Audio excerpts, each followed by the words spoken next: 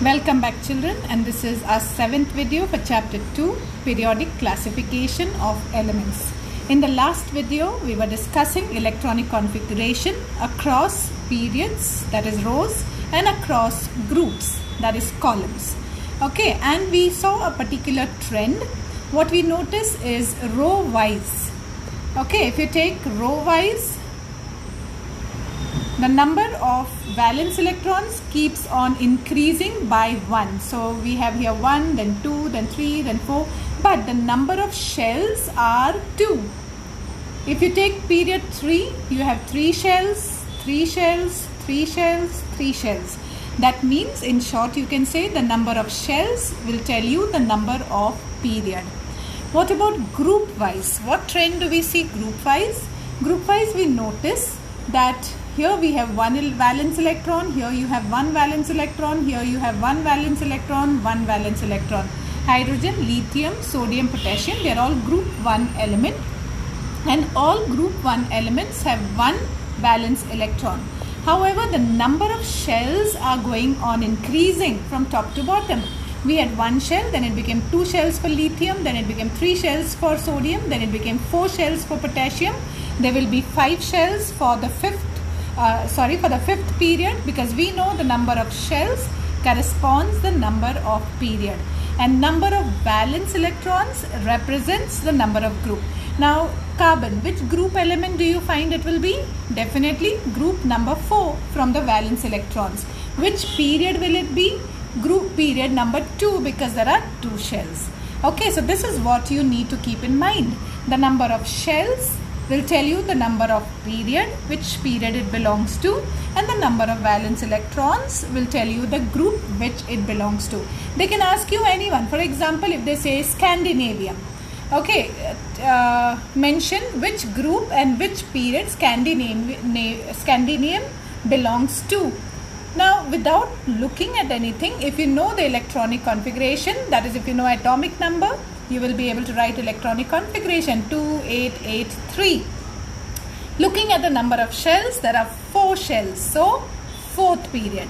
Okay, and there are 3 valence electrons, so it becomes 3rd group. Okay, so let's summarize it quickly now.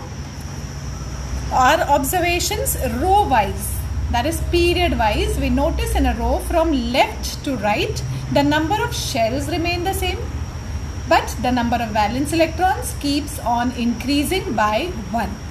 Okay, so in fact the number of shells tells you the number of period. What about group wise then? We notice in a group from top to bottom, the number of shells are increasing, but the valence electrons remains the same. So if there are 5 valence electron, it is the 5th group elements. Okay, so this is very important observation. They can give you any of the element, and looking at the electronic configuration, you should be able to tell which group and which period it belongs to. All you need to do is find out how many shells, that period, and how many valence electron, that's the group number. Okay, now this is a diagrammatic representation that I have given you. Okay, now which period elements do you find them? This is 1 shell, so 1st period, 2 shells, so 2nd period. Group, 1st group, 2nd group, 3rd group, 4th group, 5th group, 6th group. Looking at valence electrons, you are able to tell which group it belongs to. Why are noble gases inert? Inert means inactive. They do not participate in any chemical reaction. I have discussed this also in the last in the last video. But looking at the diagram here, let's understand helium, neon, argon, krypton. Okay, now helium has duplet complete, 2 outermost shell in the first shell, K shell, maximum capacity 2, so it is completely filled. What about neon? 8, that is octet is complete. For argon, octet, 8 electrons are complete, and since their octets are complete, duplets are complete, they do not participate in any chemical reactions, therefore they are also called as inert, inactive. Okay, now what does then chemical reactivity of elements depend upon? It definitely depends upon the valence electrons. Okay, if there are 1, 2 or 3 valence electrons, it's easy to donate. Easy to donate, that means they are more electropositive.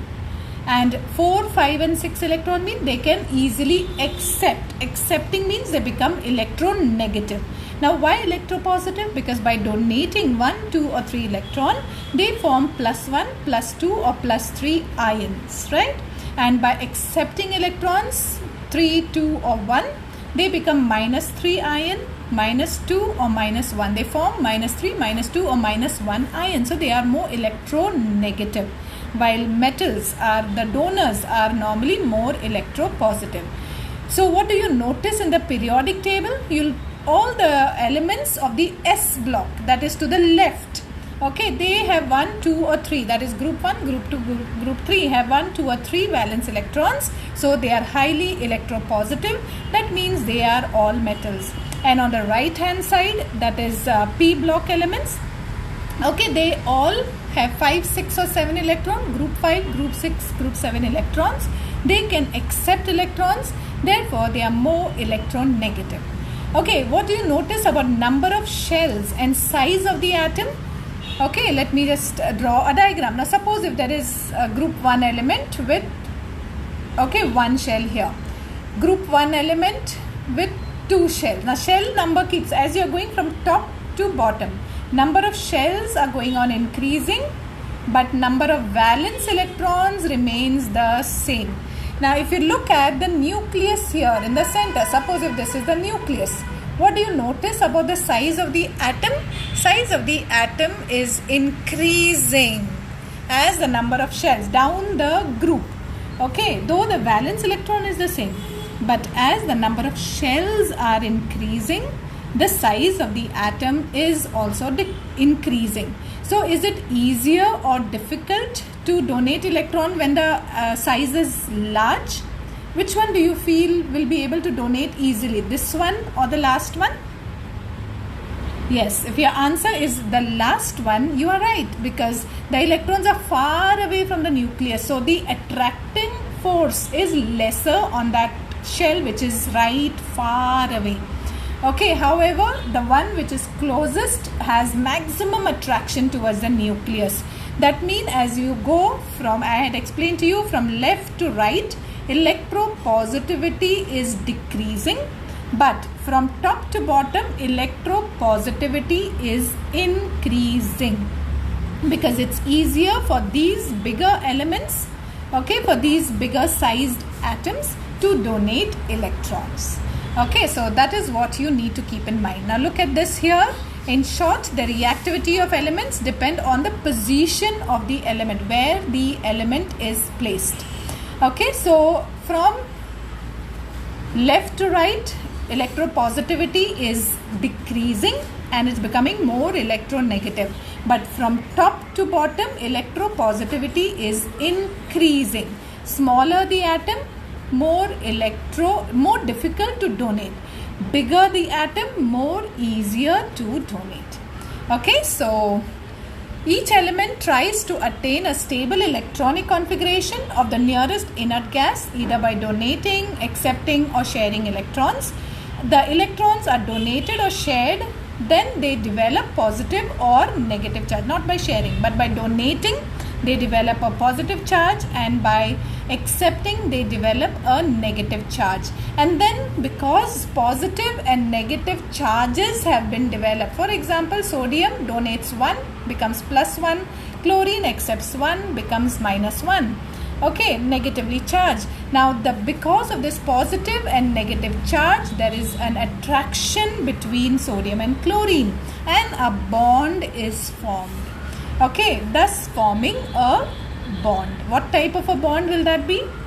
Because it's between an ion, so it's electrostatic force, therefore we call it as ionic bond or electrovalent bond. And when elements share electron, they form a covalent bond. So we stop here, and in the next video we'll talk about the periodic trends or periodic properties. Okay, so keep revising. God bless. Thank you.